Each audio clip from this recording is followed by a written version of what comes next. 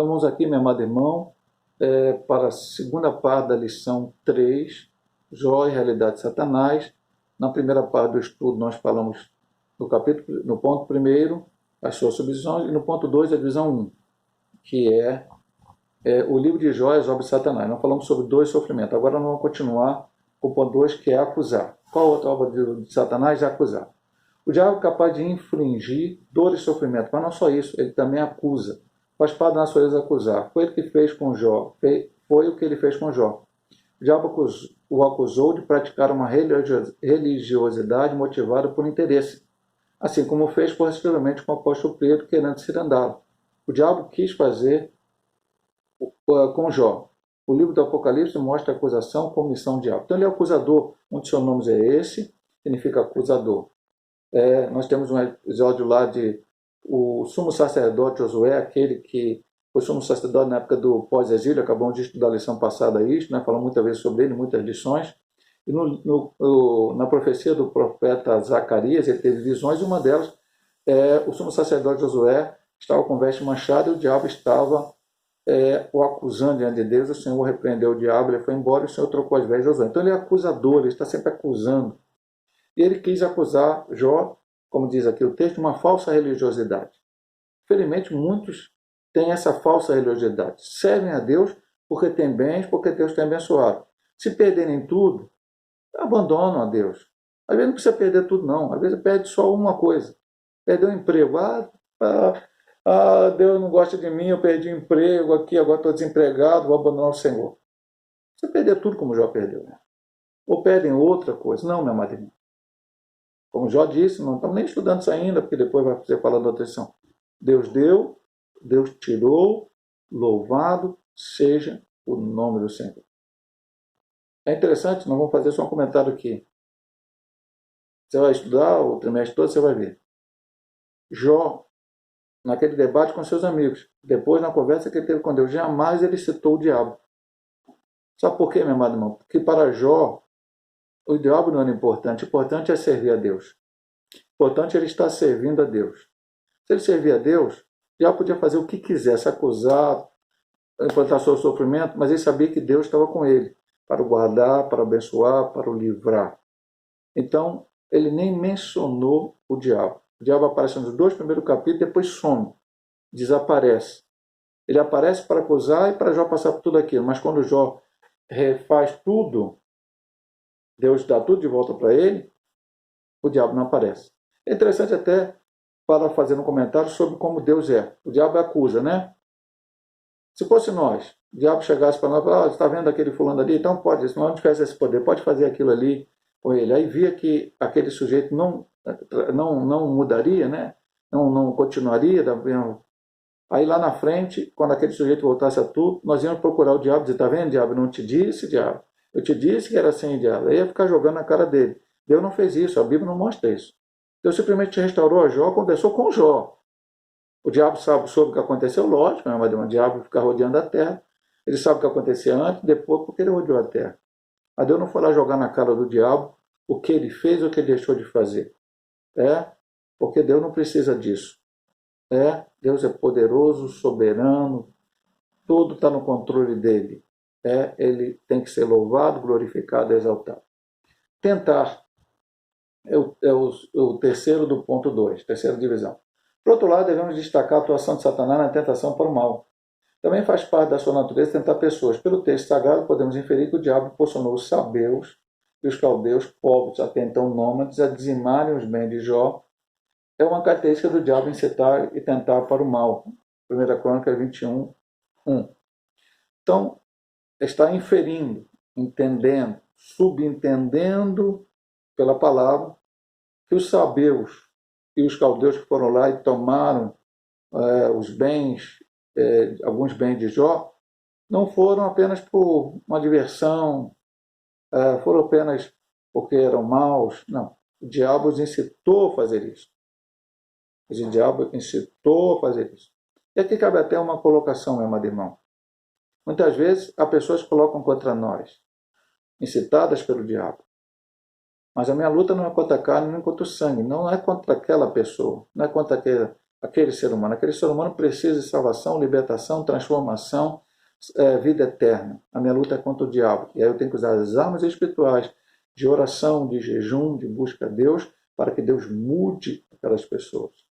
Se existe contra nós sabeus, caldeus, ou filisteus, ou gegazeus, ou seja quem for, eles precisam ser salvos e nós precisamos orar por eles. O diabo veio para, como dissemos, roubar, matar e destruir, mas o Senhor Jesus Cristo veio para dar vida e vida em abundância. Seguimos aqui a lição. Síntese desse tópico aqui que lemos no livro de Jó, as obras de Satanás são representadas pela dor, sofrimento, acusação e tentação. Vamos adiante aqui. Eu vou ler um subsídio aqui, bíblico-teológico, que não tem na lição dos alunos, do irmão. Eu vou ler para você. Satanás exalta que Jó tem sido recompensado de todas as formas possíveis. Porventura não cercaste bens a ele? Versículo 10, Ele e sua família eram protegidos de todo e qualquer tipo de perigo. Satanás conclui: a obra das mãos abençoadas, seu gado está aumentado. Um sucesso incomum aparece em tudo que Jó realiza. Essa prosperidade cobra Satanás e a recompensa de Deus é a fidelidade de Jó. Depois de acusar a Deus de comprar a lealdade de Jó, Satanás o desafia dizendo que uma reversão da condição próspera de Jó redundaria em sua deserção. Mas estende a tua mão e verás se não blasfema de ti na tua face. Versículo 11. Isto é, renunciaria completa e abertamente a Deus e sua forma piedosa de vida. Deus não abandona Jó nas mãos de Satanás, mas ele dá permissão para testar a disposição de Jó em permanecer leal e devoto. Eis que tudo quanto está na sua mão, versículo 12. Observe, no entanto, que existe um limite para o teste. Somente contra ele não estenda a tua mão. Com tal autorização, Satanás age rapidamente para cumprir o seu propósito, confiante no sucesso e empreendimento. E aí, isso aqui é um comentário da Bíblia de Bacon, sobre Jó e Cantar de Salomão, que o autor retirou e colocou aqui na lição. E aí a pergunta é: Satanás conseguiu seu intento? Nós vamos ver até que no ponto aqui, o caso de Jó, o caso de Satanás. Satanás conseguiu o que queria? Alguém vai dizer: conseguiu, pastor? Ele tirou todos os bens de Jó, ele tirou a família de Jó, ele tirou a saúde de Jó. Ele não conseguiu, não. O objetivo dele não era fazer isso. O objetivo dele era fazer isso e que Jó blasfemasse de Deus. E ele só pôde tirar tudo isso porque Deus permitiu. Mas ele e sempre será um derrotado, porque Jó não blasfemou em nenhum momento. Então preste bem atenção a uma coisa, meu amado irmão. Se você perder algo, e aí a gente não está falando permissão de Deus, de deixar o diabo fazer na tua vida. Às vezes as coisas acontecem, como falamos ainda há pouco. Normalmente são situações da vida. Mas o diabo está sempre querendo nos acusar diante de Deus. Então não blasfeme de Deus. Não pense em abandonar a Deus. Porque a nossa bênção maior não é nada que nós temos nessa terra. É a vida eterna que o Senhor nos prometeu. Porque se você blasfemar ou se abandonar o Senhor, aí sim Satanás será vitorioso. O que ele queria, ele conseguiu. Mas nós estamos aqui para, em nome de Cristo Jesus, derrotar os principados, as potestades que habitam nos lugares celestiais. E isso com a armadura de Deus, como nós estudamos no segundo trimestre, quando estamos em Efésios. Depois estudamos também uma das lições do terceiro trimestre, quando estávamos estudando pós-cativeiro. As armas são espirituais. E tudo cercado com oração. Queda e ruína de Satanás, ponto 3.1. O vocábulo ocaso, quando usado em sentido figurado, é definido pelo dicionário Aurélio como fim, final, queda e ruína. O livro de Jó retrata de forma nítida o ocaso final de Satanás. A vitória de Jó foi uma derrota para ele. Em quase todo o livro, Deus se mantém em silêncio e oculto. Mesmo o leitor tendo consciência que ele está lá, que o seu silêncio fala algo. Por outro lado, o diabo não aparece mais a partir do capítulo 3, e não é mais mencionado no restante do livro. Não é, pois, o propósito do livro pô-lo em evidência, nem tampouco subestimar o mal. O livro de Jó mostra que Satanás não conseguiu o seu intento, que era fazer com que Jó blasfemasse. Eu acabei comentando a parte anterior, já comentei essa parte também, sobre Jó não falar dele. E tem um ponto aqui principal. A vitória de Jó foi uma derrota para ele, para o diabo. E assim também a nossa vida, mas volto a repetir para você. Passamos, bem, o Senhor Jesus disse para nós, no mundo tereis aflições, mas tende bom ânimo. Qual o principal objetivo de Deus nessa terra para nós? É riqueza? Não. Ah, pastor, é riqueza, é pecado? Não, meu irmão, não estou dizendo isso. Mas o maior objetivo de Deus para a vida do cristão não é riqueza. É a cura de todas as enfermidades, de forma que você tem que ficar com saúde e não pode aceitar, tem que determinar que você tem essa... Não. Timóteo tinha problema de enfermidade, a Bíblia diz. Tico tinha problema de... Tico ou Trófimo, mas ele deixou doente até lugar. O próprio apóstolo São Paulo fala da sua enfermidade, sem falar do Antigo Testamento. O Senhor Jesus não cura, o pastor só não crê em cura divina. Crê em cura divina, meu amado irmão.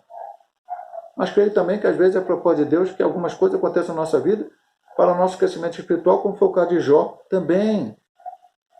Então não é isto. Bênção material, resolução de problema, não. A maior bênção do Senhor é a salvação. Nosso nome está escrito no livro da vida.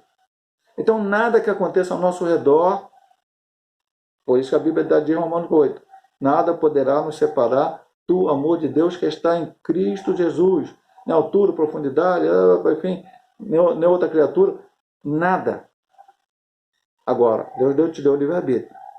Se você quiser blasfemar de Deus, reclamar de Deus, abandonar a presença de Deus, aí, meu amado irmão, é uma questão sua com Deus. Jó não fez, ele venceu o diabo. A vitória de Jó foi a derrota de Satanás. Satanás perdeu. O diabo é capaz de infligir 2 sofrimentos, mas não é só isso, ele também acusa. Né? Aliás, essa parte aqui, desculpa, meu amado irmão, porque isso aqui eu estou lendo cheio da internet, mas essa parte aqui, eles colocaram a mais, era referente ao ponto anterior. Normalmente eu estou dando aula com a revista, mas hoje eu estou usando o texto da internet. Jó é o testemunho de Deus. O livro tem um início dramático, mas um final apoteótico. Jó foi submetido a uma prova de fogo, e mesmo sendo chamuscado pela chama do sofrimento, saiu vivo e vitorioso. Deus nunca o abandonou. A graça estava oculta, mas estava lá. No momento oportuno, ela se manifestou. Jó 38, 1. Da mesma forma que a graça de Deus se manifestou, trazendo salvação a todos os homens. Tito 2,11. Ela também se manifestou, trazendo alívio, paz e livramento a Jó.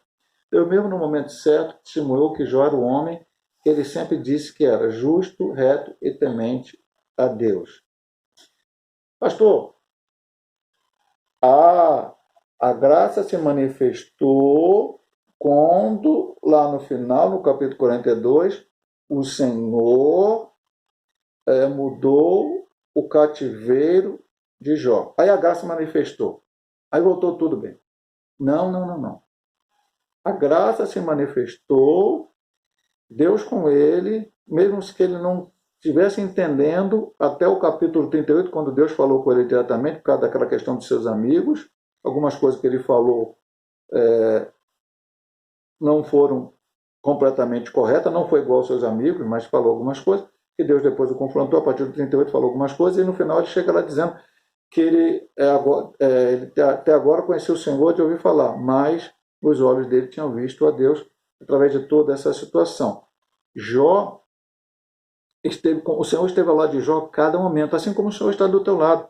O Senhor não está do teu lado quando você está com dinheiro no bolso, saúde, amigos do lado, dando tapinha nas costas, a família mal abençoada, tudo tranquilo. Deus está com você quando você está desempregado, quando você está doente, quando você está no hospital, quando você está dentro do CTI, aonde você estiver, quando você está cheio de problema, quando alguém está te atacando, falando mal de você, acusando, como o diabo é acusador, enfim, Deus está contigo a cada momento. A Bíblia chega a dizer que Deus não deixa a gente ser tentado além das nossas forças. Então Deus que dá o escape, Deus que dá o livramento, Deus que dá força. É isso que essa lição vem nos trazer isso, o trimestre vem nos trazer isso, pensar nisto. Agora a última questão, capítulo 42, 7 a 8, Deus diz que era justo, reto, temente a Deus. Pastor, aí sim, aí Deus já tinha livrado ele. Não, não, não, não. Sabe para quem Deus disse isso? Para os teus três amigos. É, Sofá e outro lá, fugiu agora o nome daqueles três amigos, daqueles três que conversaram com ele. As lições vão falar sobre isso, agora nós vamos, daqui a pouco vamos estudar a teologia de cada um. É. Deus chegou uma vez e falou assim, olha só, vocês falaram besteira de mim, vocês falaram coisa errada de mim diante de Jó.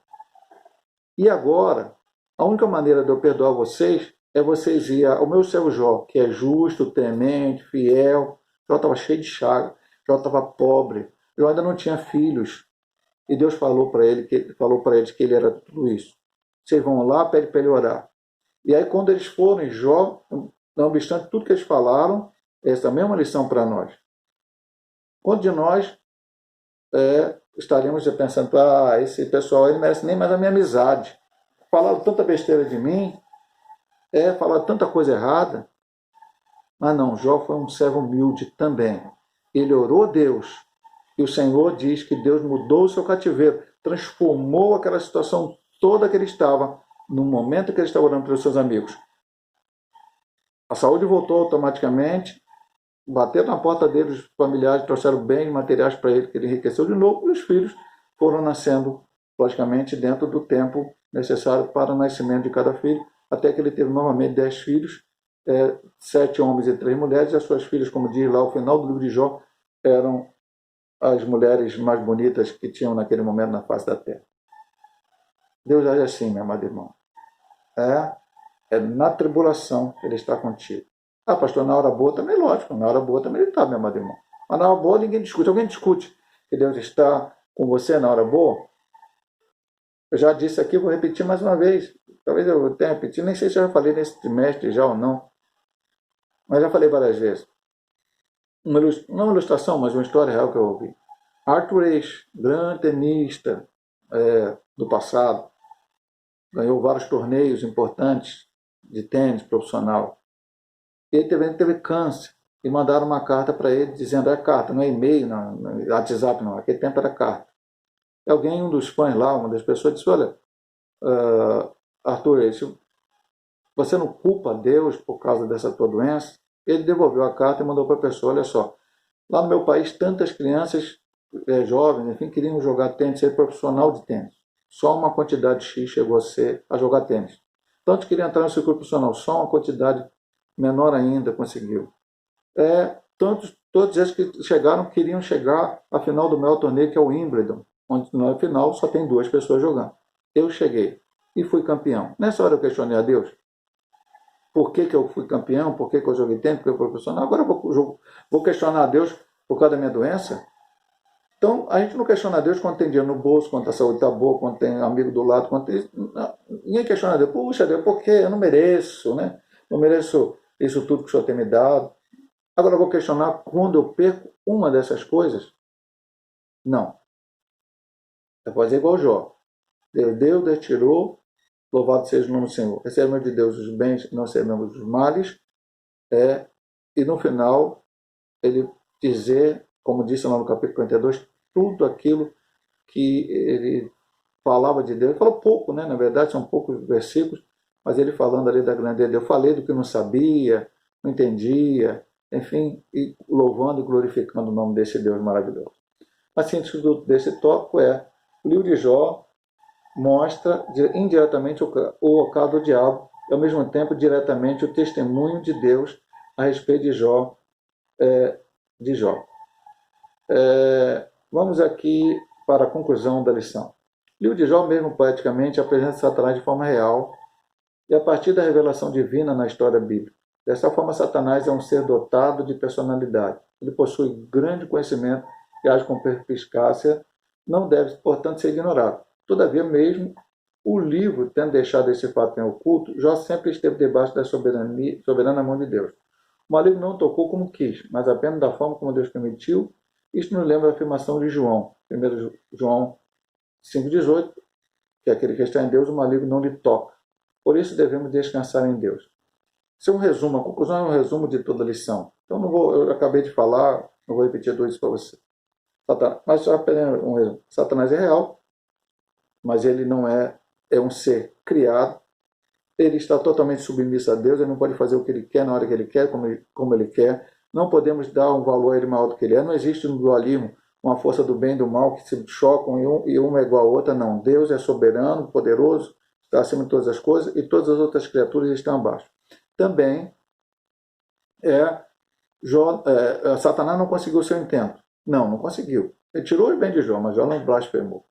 E que Deus estava com ele todo o tempo, nunca o abandonou. A promessa do Senhor para a sua igreja: eis que estou convosco todos os dias até a consumação dos séculos. A segunda promessa que o Senhor Deus, uma promessa paralela com isso, diz: não vos deixarei órfão, mas enviarei outro Consolador, é o Espírito Santo, o Paracleto, aquele que está ao lado, e aquele que nós, ficando fiéis ao Senhor, como diz lá em Mateus capítulo 24, versículo 13, aquele que perseverar até o fim será salvo. É este que está em nós, é o penhor, é o Espírito Santo, que vai nos levar à presença de Cristo, e nós vamos habitar com o Senhor para sempre. Deus possa te abençoar, meu amado irmão, minha amada irmã, através desse estudo, em nome de Jesus Cristo. Amém.